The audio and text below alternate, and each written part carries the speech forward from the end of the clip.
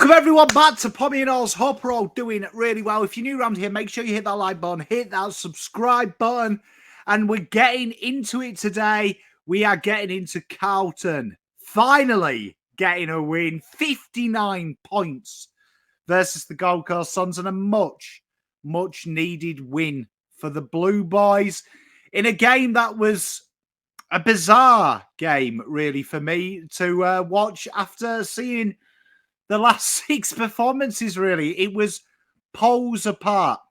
It was a real return. We know Voss is big on the brand. He says that quite a lot. We're looking for the brand. We're going to play our way. And we've kind of definitely strayed away from that, particularly this year, I'd say, since the Sydney preseason game. And when you look at the numbers, they were exciting, to say the least. I mean, for me, my favourites from this game, without a shadow of a doubt, was that averaging 55 tackles all year. We had 37 more this week, 70 tackles for the game, a pressure rating of 197. We always talk, if you can get over that 180s, them early 190s, you're in with a chance. 50 points from centre bounce, 72 points from stoppage situations. It was a real return to the Carlton we knew. And it's no surprise that I've been complaining a lot about the CBA attendance, the on-ball contingency that Voss likes to deploy, and it becomes very one-dimensional at times. It really does. But this week, we had 9 players attend that, which is a company record under Voss, and a real staggered amount throughout the game as well around stoppages. Fogarty got a run, Cunners got a run, Chera, Walsh, Kennedy, Cripper.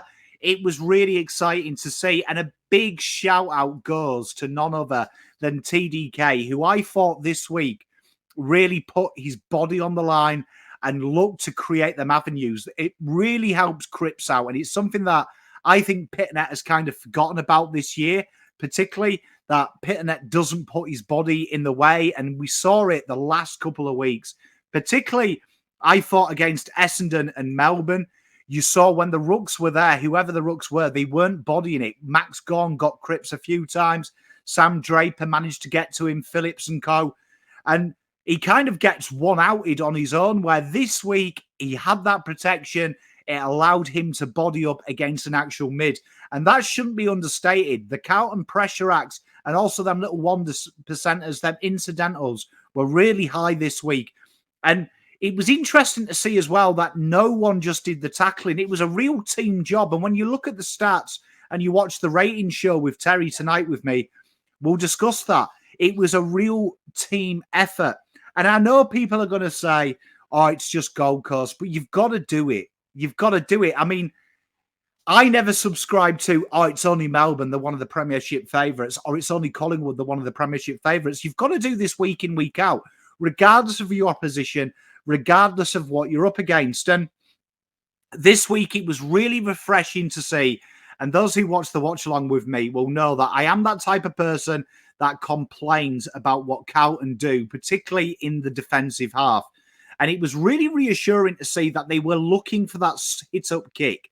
They were looking for that short kick and then to run in numbers, using the handball and getting around it. And that was a real big highlight for me, watching us go against one of the best contested clearance and stoppage sides in the comp and looking for that handball, looking for runners, looking for overlap run. And it was a massive change, right? A massive change this week where Carlton were looking to run with a handball, and they had plus 38 handballs in the middle of the park. It was our highest play on this week as well that we've seen all year. And it's interesting, right, that Carlton ranked last for inside 50s, but they ended up scoring around that mid-30s, which is AFL average. And that was all because when they went through the corridor, they looked for switches from the wing into the corridor very late, changing the angles. Cunners was very good at this because he took his man on. which then created a 1-out, which created an overload in the final third, which then allowed Carlton to pick their passes inside 50. And this was a real change for Carlton. Now, I don't know if this was by design, because from a structural point of view, not much changed in the way that they were set up. It was how they had a little bit more dare and dash. And they've come under a lot of criticism, and there comes a time where I do think an element of it is the pressure's kind of off. People have kind of got used to what you see from Carlton, and maybe that's it. But I also think that this was the most balanced 22 I've seen Carlton put out. And I really liked the team makeup this week. I think that when we're a little bit shorter down the back, and this shouldn't be understated, when Carlton are a little bit smaller down the back, suddenly you add another ball user in. And Brodie Kemp was exceptional this week with his intercept marking and also his ability to take the game on from the back half of the ground, which is something that we don't do. It really is something that we don't do. And when you look at the pressure numbers, all the players bar one ranked very good for pressure numbers in the defensive half of the ground, right? Which is a huge, huge part of it.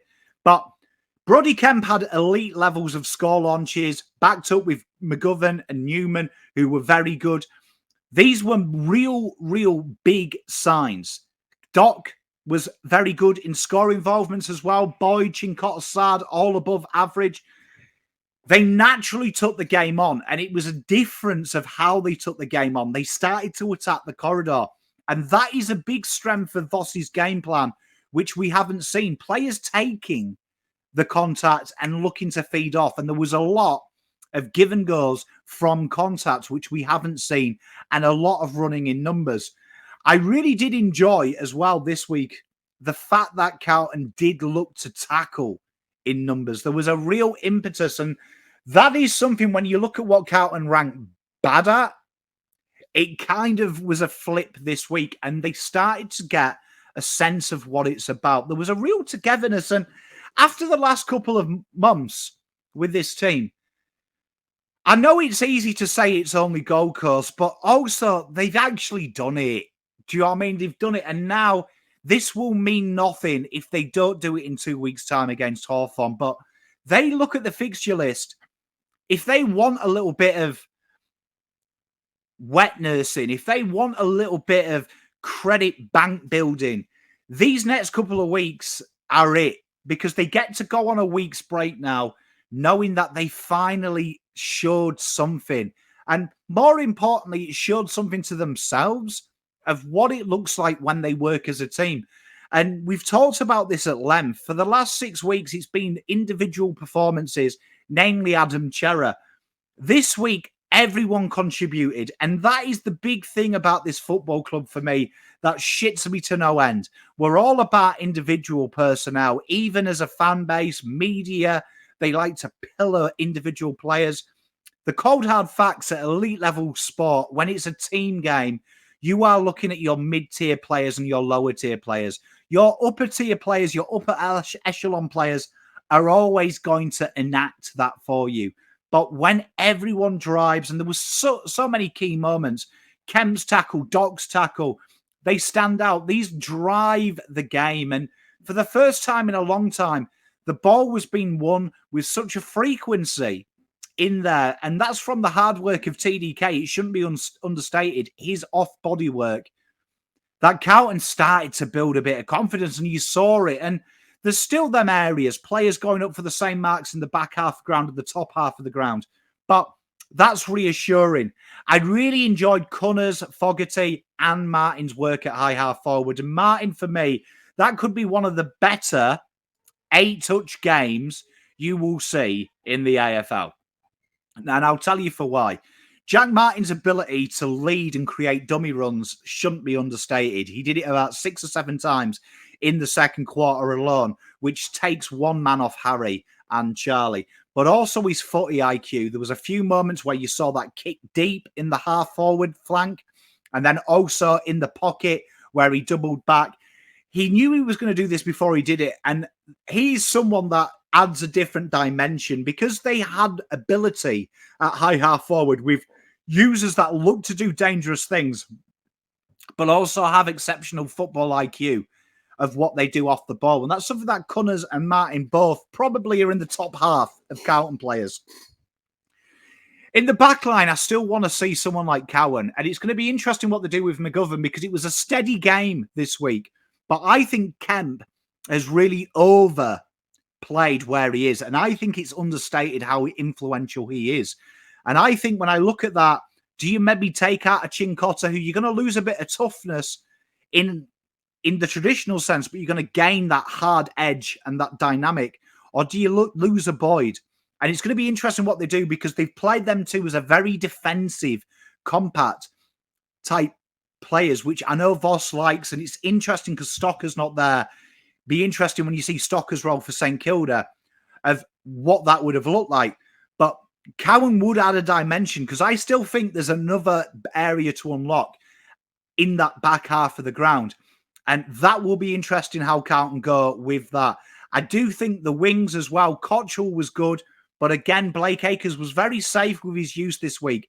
He does hold it together, and I do think that's a layer there as well, that Carlton, against the better sides, can look to spread. There was a few times that I thought Acres could have been a bit more bold, and he did get going as the game went on. But Carlton changing them angles this week was a huge thing. They changed a lot of things. There was a lot more variety, not just at stoppages, not just at clearance in the personnel, but also in the way they look to move the ball. And I, for one, left the viewing of this game and rewatching it a lot happier that I feel like we're just in somewhere. We just found something. And it was a relief almost, if you know what I mean. It was a relief that we're there. And I think that it shouldn't be understated, the impacts of the players here. And Motlop wasn't great in VFL, but that's going to be something that Carlton need to get right, because I feel like that forward line was only working at 7 out of 10. And I think there's more, because you saw the front and centre of Cunners, the front and centre of Fogarty, even Jack Martin. It just adds a different layer. We made it hard to escape rebound 50. And it's interesting that Gold Coast are one of the top teams at limiting your impact in the inside 50. And they have found it very easy to negate that pressure. And Carlton had really done their homework. They played that high press. They were at front and centre of the ball. The midfield acted as that second wave again. And the midfielders started kicking goals because they were in offensive positions. It was a real exciting time. And I'm not giddy and I'm not opening the Kool-Aid, but they've done it. They've got that shell open. They've cracked it open.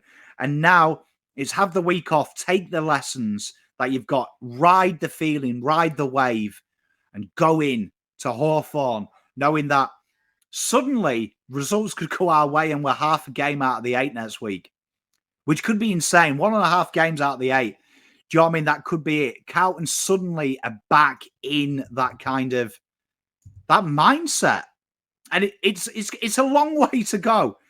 Do you know what I mean? It's a long way to go, but they could be within 2 points of the 8 in the next 2, depending on how results go. And that is even if you look at the favourites. So it's not over, but I want them to think like it's pre-season 2024 now. And you never know. If the door opens and the way the results are going, that is our brand. Whether you like it or not, we are a stoppage clearance specialist side. And they play territory football when we've been crying out for it on this channel for 6 weeks.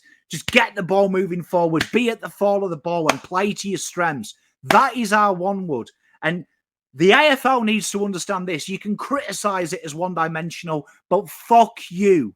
It's efficient. Look at the personnel we've got. We ain't going to play a smash-brash brand of football that is fast-paced and electric and you've got runners everywhere. We haven't got the personnel. What we have got the personnel is for short, sharp, crisp movement, moving together, being a bit physical, being a little bit hard edge. And that was good to see. And there was a lot of standout performances. Chera was good. That freed Walsh up. That freed Cripps up. Kennedy, understated role, him and Doc. I really enjoyed it. And I hope that's a return to our DNA because you know what?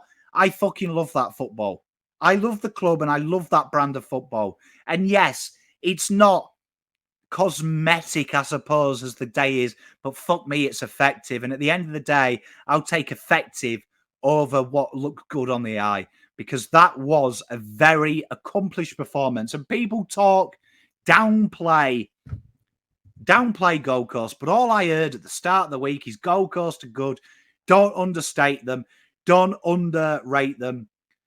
All this bollocks. But people forget, do you know what I mean? They've had some good results. We've scored more against than Brisbane did. Geelong, Melbourne, Doggies, Adelaide, Essendon, St Kilda. Do you know what I mean? They've had some fucking good wins themselves. Do you know what I mean? There were talks about a final side. And Carlton did what teams do to us. Took away their lifeblood and punished them. And that is big. That is big. And, you know, after these weeks, fuck me. Enjoy it, man. Because I'll tell you what, this time last week, I was starting to think we might never win a game again. It was dark. So well done, Blues, man. Well done. And give yourselves a pat on the back, fans. Because however you've supported them, whether you've jumped off or you haven't, you're still here, still talking about them. You still believe and you want to believe. And you know what? A little bit of belief goes a long way. So let's get around them.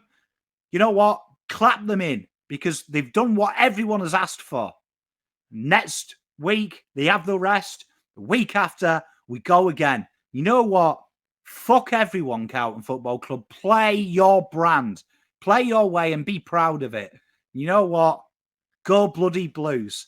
I love you all. Thank you very much for the love and support. Make sure you like and subscribe. Look after yourself. Pommy.